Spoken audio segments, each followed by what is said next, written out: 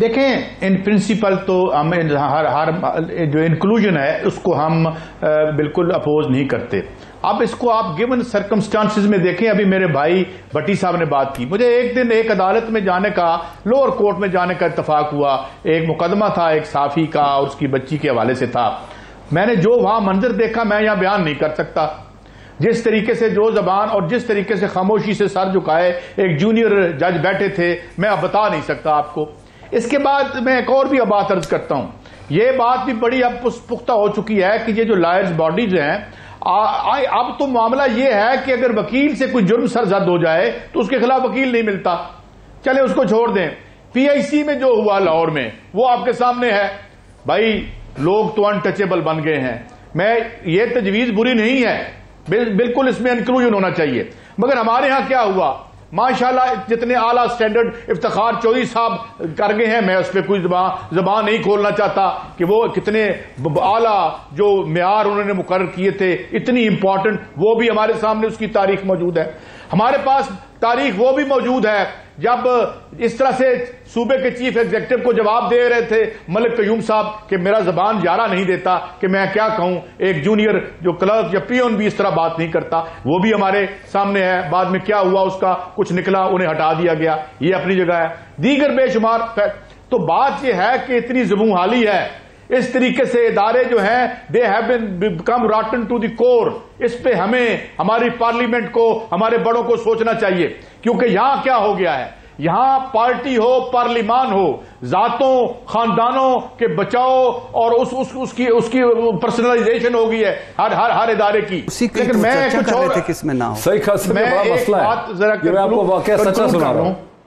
میں یہ چلیں اچھی بات کی آپ نے, اس طرف نہیں جاتے. مگر آپ نے ایک اور بات نوٹ کی ہے کہ یہاں ہم جتنی گفتگو کر رہے ہیں ریاست کے مختلف دھڑوں میں, اگر کسی چیز کو منہا اور منفی کر دیا گیا ہے تو اس ملک کے عوام ہے. یہاں پہ یہ تو بحث ہو رہی ہے جج کیسے لگانا ہے اور کس کا لگے اور کس کا نہ لگے. یہاں پہ اختیارات کی تقسیم کی لڑائی ہو رہی ہے. 18ویں ترمیم, یار میں 18ویں ترمیم کا کیا کروں. یہ تو میرے ولید بھائی بیٹھے ہیں 1973 کے کانسٹیٹیوشن میں, میرے جو رائٹس لکھے ہیں مجھے وہ رائٹس ہی دے دو یار. باقی 18ویں ترمیم جہنم میں جائے, اس کے 1 سے لے کے 40 تک جو ہے وہ دے دو, اسے پرنسپل آف پالیسی بند کر. بات یہ ہے, یہ اشرافیہ کی لڑائی ہے. اور ریاست, میں آج پھر کوٹ کروں گا ایک بڑے آدمی کو, it has become a rich and mighty. آج میں اپنی گورنمنٹ سے پوچھتا ہوں کہ آج رپورٹ آئی ہے کہ پتہ نہیں 15,000 ارب روپیہ ہمارا جو ہے یہ گاڑیوں کا سیکٹر کھا گیا. اس سے پہلے آئی پی پیز کی رپورٹ آئی تھی, یہ کھا گئے ہیں. کیا ہو رہا ہے یار, یہ ان کی آپس کی لڑائی ہے, ہمارا ان سے تو کچھ لینا دینا ہی نہیں ہے. ہم کہاں کھڑے ہیں. تو یہ جو جتنی بڑی بڑی قانونی, اور پھر کیا ہوتا ہے جب بھی کوئی بڑا جو پکڑتے ہیں بندہ, پورے وکلاء کی ایک انتہائی اسپک اینڈ اسپین سوٹ پہن کے ایک قطار کھڑی ہو جاتی ہے. ہیومن رائٹس جو ہیں وہ مشکل میں آ جاتے ہیں. سوال یہ ہے کہ عوام کی سیاست کو بحال کیسے کیا جائے. ہم اس سیاست کو اس اشرافیہ کی اپنی گندی لڑائیوں سے اور اپنے گندے پیسوں کی لڑائیوں سے اور اس کھینچا تانی سے نکال کے اسے زمین پر کیسے لائیں, کھیتوں میں کیسے لائیں, کھلیانوں میں کیسے لائیں. وہ نہیں ہو رہا. اب مجھے بتائیں, ہر جگہ آپ کے ویسٹڈ انٹرسٹ بن گئے ہیں. مجھے یہ بتائیں, یہاں پہ جو قبضہ گروپ ہے اس نے ایک بھتیجے کو LLB بھی کروا لی, سچی جھوٹی. لوگ اب عدالتوں پہ اتنا ایمان نہیں رکھتے جتنے قبضہ گروپوں پہ رکھتے ہیں. یہ کس کے لیے زیادہ باعث شرم ہے, عمران خان کی حکومت کے لیے یا نواز شریف صاحب کے لیے؟ میرے خیال میں تھوڑا سارے اس میں حصہ لے لیں تو بڑا بہتر ہوگا. اگر میں تھوڑی سی بات کر دوں, 2016 میں ایک ایکسٹریڈیشن ٹریٹی انڈیا کا اور انگلینڈ کا ہوا تھا. 5,500 فیوجیٹو ہیں وہاں پہ جو پیسے چوری کر کے انگلینڈ سے گئے ہیں, اور اس عرصے میں صرف ایک واپس آیا ہے. پورا اہتمام ہے برطانوی قوانین میں, بنیادی طور پر ان کا ذریعہ معاش ہے. انٹرنیشنل فائنینشیل انٹیگریٹی کے تحت تقریباً $1 ٹریلین چوری ہوتا ہے ہماری دنیا سے, اور وہ ادھر جاتا ہے, اور وہ ایک as a matter of policy ہے. وہاں دنیا کے کئی جرائم پیشہ لوگ رہے ہیں. پنوشے وہاں رہا ہے جس نے 73 میں قتل عام کیا تھا چلی میں. الطاف حسین صاحب وہاں بیٹھے ہوئے ہیں. لہذا وہ واپس نہیں آئیں گے. انہوں نے انتہائی جو ہے وہ یہ جو اس گورنمنٹ نے جس طریقے سے ان کو بھیجا, بڑا شیڈی طریقے سے بھیجا, اور اب ان کے اپنے وزیر ان کے سامنے جھوٹ بولتے رہے, اور اب یہ سبکی بھی ان کی ہوئی. لہذا وہ واپس نہیں آئیں گے, اپنی مرضی سے آئیں گے, اور انہوں نے ان کو بھیج دیا. اور اب ویسے اب یہ گفتگو جو ہے اس کا کوئی فائدہ نہیں ہے. ایکسٹریڈیشن ٹریٹی بھی ہو تو ان کی اتنی جرت نہیں ہے کہ ہاں اگر پاؤں نیچے رکھیں, زور لگائیں, بات کریں تو وہ آ بھی سکتے ہیں, مگر شاید ہم انہیں لانا نہیں چاہتے کیونکہ اگلے ارینجمنٹ کچھ اور ہوں گے اور ان ارینجمنٹ میں کہیں شریف ڈائنیسٹی ایڈجسٹ ہوتی نظر نہیں آتی. جی محیط بھائی.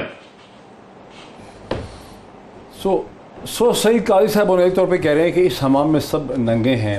آپ کی حکومت ویسے لانا چاہتی ہے ان کو کہ آپ لوگ بھی بس ہوا میں کیوں جی سینیٹر صاحب لانا چاہتے ہیں آپ نواز شریف صاحب؟ ایبسلیوٹلی جی, میں نے تو آپ کو عرض کیا نا جی, جو اور عدالت نے بھی یقین میں رکھتا ہوں کہ بالکل صحیح, فارن سیکرٹری وہ ڈپلومیٹک چینل سے ہی ہم کر سکتے ہیں اس گورنمنٹ کو. یس, وارنٹس پہنچا کے قانون کی عملداری پاکستان کی جتنی لانا چاہتے ہیں اور جب وہ وارنٹ سرو کریں گے ان کو فارن آفس والے آپ کے ہائی کمشنر سرو کریں گے, وہ ریفیوز کر دیتے ہیں, اس کے بعد تو پھر آپ کو برطانوی حکومت سے بات کرنی پڑے گی. بالکل جی, نہیں وارنٹ نہیں, وہ ریسیو بھی کر لیتے ہیں, ٹھیک ہے, تو ان کو برطانیہ کی سرزمین سے نکال, مطلب ان کو پکڑ کے لے کے گردن سے پکڑ کے اگر جہاز میں بٹھا کے لے آئے, اگر گردن میں پکڑ کے جہاز میں بٹھا کے لے آئے تو وہ کڈنیپنگ کا کیس وہاں بن جائے گا جب تک برٹش گورنمنٹ الاؤ نہیں کرے گی. آپ کی جو ول ہے وہ تو اس وقت چیک ہو جائے گی نا کہ اگر وہ نہیں آتے ہیں تو پھر آپ برطانیہ کے اندر ایک کیس انسٹیٹیوٹ کریں گے اور اس کیس کے اندر برطانوی کورٹ کے اندر نواز شریف صاحب کو آ کے ثابت کرنا پڑے گا کہ میں ان ٹرمز اینڈ کنڈیشن میں. وہ تو سر ہم نے ایون فیلڈ بھی لینا تھا, کریں گے آپ یہ؟ جی میں اس کی اتنی زیادہ تفصیلات اس حوالے سے نہیں جانتا کہ پاکستان میں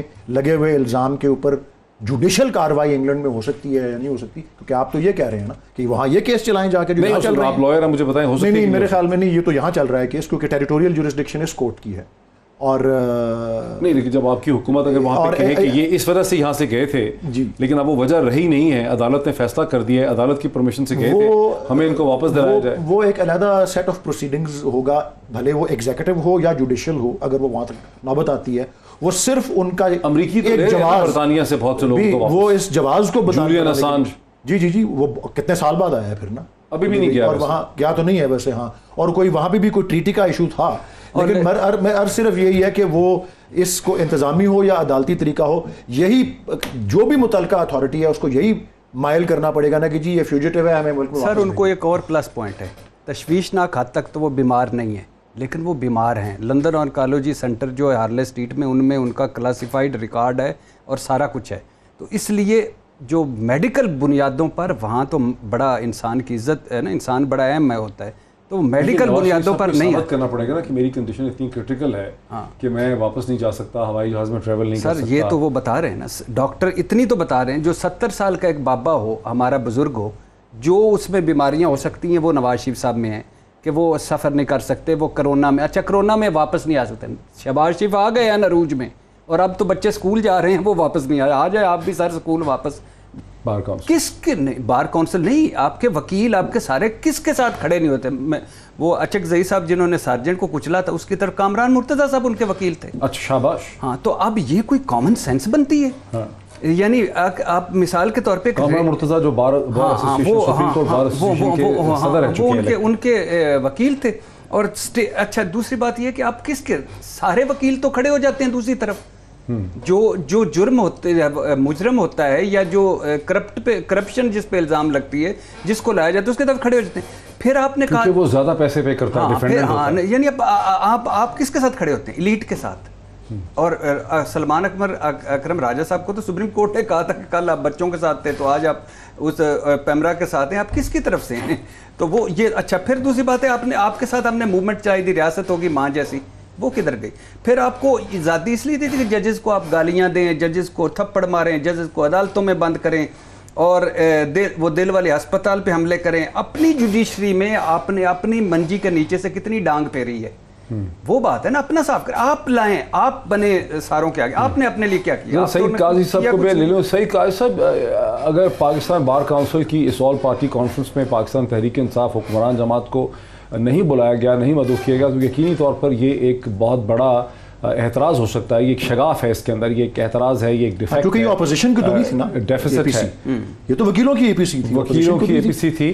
لیکن سعید قاضی صاحب, جو مطالبہ یہاں پہ کیا گیا ہے کہ 19ویں ترمیم کو ختم کیا جائے اور ججز کی تعیناتی جو ہے اس کو براڈ بیس بنایا جائے, ابھی صرف جوڈیشری کو اس پہ کنٹرول ہے, اور مطالبہ یہ کیا گیا ہے کہ جوڈیشری کا انپٹ ہو لیکن اس کے ساتھ ہی بار کاؤنسلز کا اور ایگزیکٹو کا بھی انپٹ ہو. یہ مطالبہ آپ کو کیسا لگ رہا ہے, اور خاص کر کے اس سٹیج پہ جب یہ آیا ہے, کیا مطلب ہے اس کا؟